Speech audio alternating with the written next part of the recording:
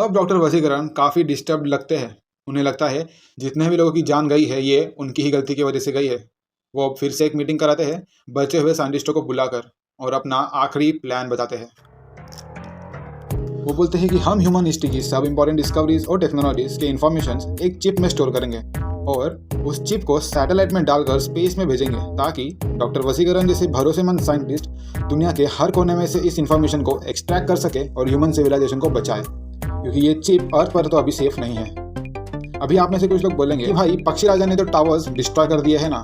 अरे इसीलिए तो इसका एक्सेस उन चुनिंदा साइंटिस्टों को दिया है क्योंकि उनके पास उनका खुद का रिसीवर रहता है। सिमिलर टू दिस डिवाइसेस, जैसे ये डिशेस सीधा सैटेलाइट से अपना सिग्नल रिसीव करते हैं। अब सब डॉक्टर वसीकरण के साथ कुछ साइंटिस्ट भी पहुंच जाते हैं इस रोज चेन्नई में और यहाँ पर आकर कई दिनों तक काम करके सभी लोग सैटेलाइट बना लेते हैं।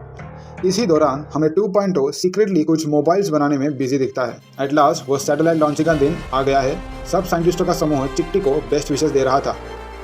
यहाँ पर हमें पता लगता है कि चिट्टी भी स्पेस में जा रहा है सैटेलाइट के साथ, क्योंकि वसीकरण इस मिशन के साथ जरा सा भी रिस्क नहीं ले सकते थे और वैसे भी चिट्टी को ऑक्सीजन की तो कोई ज़रूरत है नहीं। अब सक्सेसफुली वो रॉकेट लॉन्च हो जाता है। बाय द वे ये रीयूजेबल रॉकेट है। सब खुशी से जश्न बना ही रहे होते हैं कि एक इविल हंसी सुनाई देती है और पक्षी कुछ ऐसे प्रकट होता है इस सभा में और वो कहता है कि तुम लोग इस बात का जश्न बना रहे हो। हाथ में वो चिप निकाल कर वो बोलता है, उप्स, वो चिप तो मेरे पास ही रह गई है, और इस चिप को सबके सामने राख बना देता है। अब इसके आगे क्या होगा देखिए अगले एपिसोड में। अरे सॉरी, लेट्स कंटिन्यू।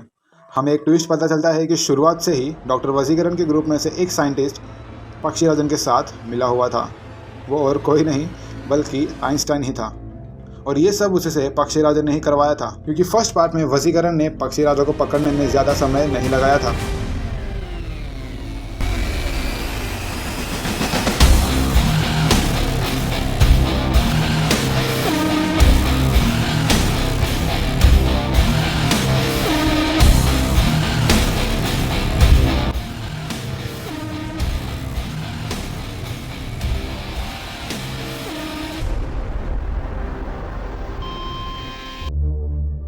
वो तो उस पागल की वजह से फिर से बाहर निकल गया था। इसीलिए पक्षी राजन की नज़र हमेशा से ही वसीकरण पर थी और उसने वसीकरण के सबसे भरोसेमंद पार्टनर को ही धमका कर अपने साइड ले लिया था।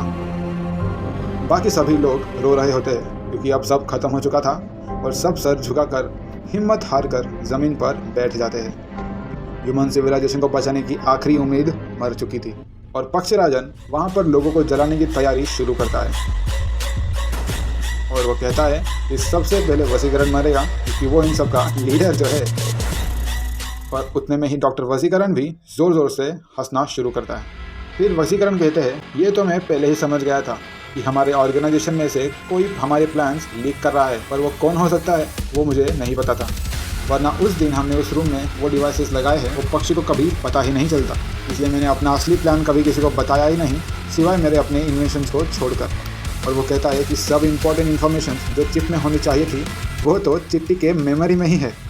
अब हमें रोबो मूवी का वो फ्लैशबैक दिखाया जाता है जिसमें दिखाया गया था चिट्टी बुक्स को बाहर से ही 2 सेकंड में पूरा स्कैन कर लेता था, इसलिए तो चिट्टी को स्पेस में भेजा है। वो चिप तो एक छलावा था। ये सब सुनकर पक्षी राजन गुस्से से लाल होकर कहता है, अब तुम सब यहाँ से जिंदा बचकर नहीं जाने वाले। पर उतने में 2.0 पक्षी राजन को कॉल आउट करके एक 1 लाइनर मारता है और कहता है, इट्स रिवेंज टाइम पक्षी, और वो अपने 3.0 की सेना को कमांड देता है। यहाँ पर हमें पता लगता है कि 2.0 अपने इस 3.0 की सेना को बना रहा था मोबाइल्स के फॉर्म में, और हज़ारों की तादाद में ये आकर ये सब रोबोट पक्षी राजा पर चिपक जाते हैं और पॉजिटिव रेडिएशन छोड़ना शुरू कर देते हैं। जी हाँ, डॉक्टर वसीकरण की तरह ही 2.0 भी अपने इस प्लान को किसी को नहीं बताया होता, ही वसीकरण को। पक्षी राजन अब फोन्स के कॉस्ट्यूम से निकलकर असली ओरा के फॉर्म में आ जाता है और बाहर निकलने की कोशिश करता है। वो छटपटा रहा होता है, पर रूम के पूरे वॉल्स पर ये मिनी रोबोट्स मोबाइल में ट्रांसफॉर्म होकर रेडिएशन लगातार एमिट कर रहे होते हैं और आखिरकार पक्षी राजन पूरी तरह डीन्यूट्रलाइज होकर उन हज़ारों मिनी रोबोट्स में बढ़ जाता है। जिस तरह पक्षी राजा ने हज़ारों लोगों को मारा था, कुछ उसी तरह वो खुद भी खत्म हो जाता है। अब सब चीज़ नॉर्मल हो गई है और चिट्टी फिर से धरती पर आ जाता है उन सैटेलाइट्स में इंफॉर्मेशन ट्रांसमिट करके।